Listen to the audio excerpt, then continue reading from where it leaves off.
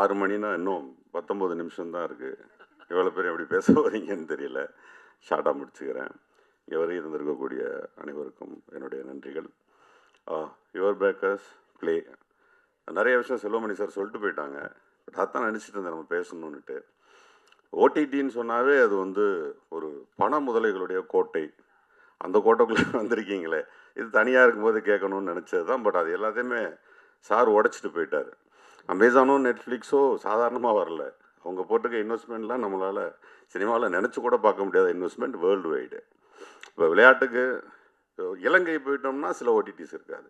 அங்கே வந்து நெட்ஃப்ளிக்ஸ் இருக்கும், அமேசான் இருக்கும். இன்னொரு கண்ட்ரி இப்போ செசல்ஸ் போயிருந்தேன் நான். அங்கே போனோம்னா அங்கே நெட்ஃப்ளிக்ஸ் இருக்குது, அமேசான் இருக்குது.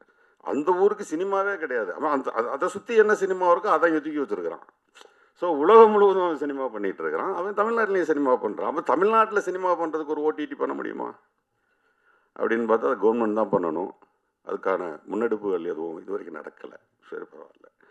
அதை ஒருத்தவங்க பண்ணும்போது நம்ம இப்போ வாழ்த்தலாம், ஆனால் பயமுறுத்தக்கூடாது. ஆனால் நம்ம பேசுகிறது எல்லாமே அவங்களுக்கு பயமாக தான் இருக்கும்.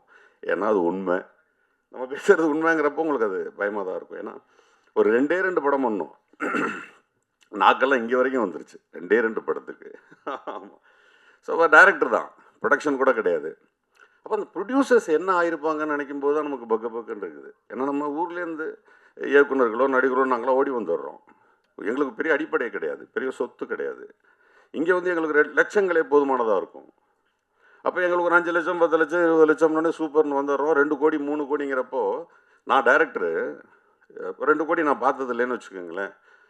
அதுக்கு முன்னாடி நான் 10க்கு 10 ரூமில் இருந்திருப்பேன். ப்ரொடியூசர்கிட்ட ஸ்ட்ரிக்டாக சொல்லுவேன், சார் என்ன சார் நீங்கள் ஒரு பேசிக் நாலேஜ் இல்லையா ப்ரொடியூசர்கிட்ட, இன்றைக்கி 5.5 லட்சம் வேணும் சார், நாளைக்கு 8.5 லட்சம் வேணும் சார், நாளைக்கு 10.5 லட்சம் வேணும் சார், இது இப்படி எடுக்கணும் சார். அவருக்கு தான் புரியாதெல்லாம் எல்லாம் சொல்லி 5.5 கோடி.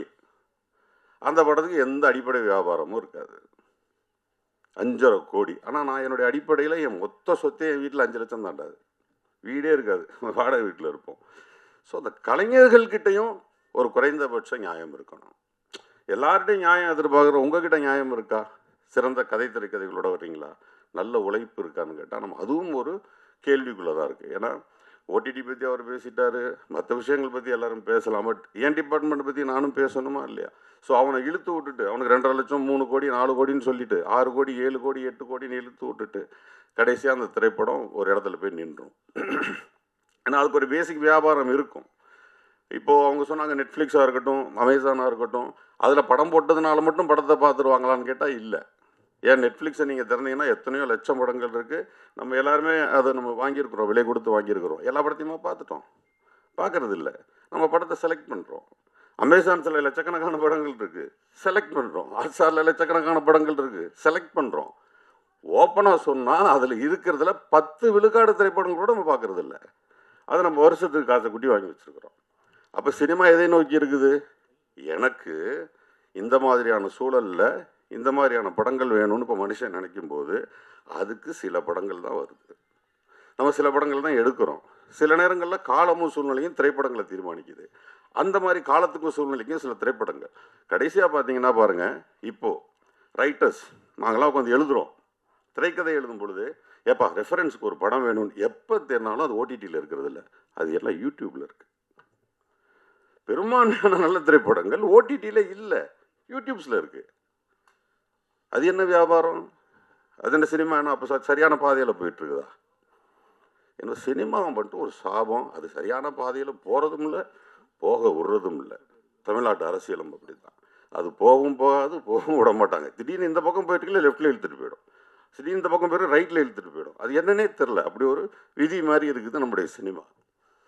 அந்த வகையில் இப்படி நம்ம தமிழ் தெரிந்த, அவங்க சொன்ன மாதிரி தமிழ் தெரிந்த வியாபாரமாக உள்ளே வர்றவங்களுக்கே எவ்வளோ கஷ்டம். நீங்கள் என்ன சொல்கிறீங்க, காசே வேணாங்கிறீங்க, எவ்வளோ கஷ்டம். அதனால் நம்ம ஆதரவு கொடுக்கலாம் அதிகபட்சம். இன்னும் சொல்ல மாதிரி சார் சொன்னாங்க மாதிரி சில கண்டென்ட்ஸ் வந்து நாங்கள் வாங்குகிறோம், அதில் போடுறோம்னு சொல்லி சொன்னாங்க. பட் ஓடிடியில் கண்டென்ட்ஸ் இது வரைக்கும் ஜெயிச்சது கிடையாது. கடைசியாக ஜெயித்தது அலெக்சன் ஒண்டர்லேண்ட். அது மட்டும் அமேசானில் கோடி கணக்கில் அள்ளி இருக்கு. அவன் 7 லாங்குவேஜில் அதை டப் பண்ணியிருக்கான். அந்த 7 லாங்குவேஜில் ஏன் டப் பண்ணியிருக்கான்னா, நான் சொன்னேன் இல்லையா, உலகம் முழுவதும் அமேசான் இருக்குது. அங்கே பூரா அதை எடுத்துகிட்டு போகிறான். ஏன்னா இவனுடைய இசையிலையும் ஒளியிலையும் எதுவும் இருக்குது அதில். ஸோ அவன் கீழே சப்டைட்டில் அந்தந்த லாங்குவேஜில் போட்டு அங்கே ஹிட் அடிச்சுட்டு இருக்கான், அங்கேயும் சம்பாரிச்சுட்டு இருக்கான். மற்றபடி ப்ரோக்ராம்ஸ் எதுவும் பெருசாக ஜெயிச்சதில்லை. அந்த மாதிரி நீங்கள் புதுசாக ப்ரோக்ராம்ஸ் நிறைய கான்சன்ட்ரேட் பண்ணுங்கள். சின்ன பசங்களுடைய கற்பனைகளை அது உள்ளே போடுங்க. ஏதோ ஒன்று எங்கேயோ கிளிக் அடித்து ஏப்பா எதுலேயே இருக்காமப்பா அப்படின்னு ஒரு தடவை தட்டிட்டான்னா போதும், அப்புறம் தட்டிக்கிட்டே இருப்பான். அந்த சூழலை உருவாக்குங்க. அனைவருக்கும் வாழ்த்துக்கள். நன்றி.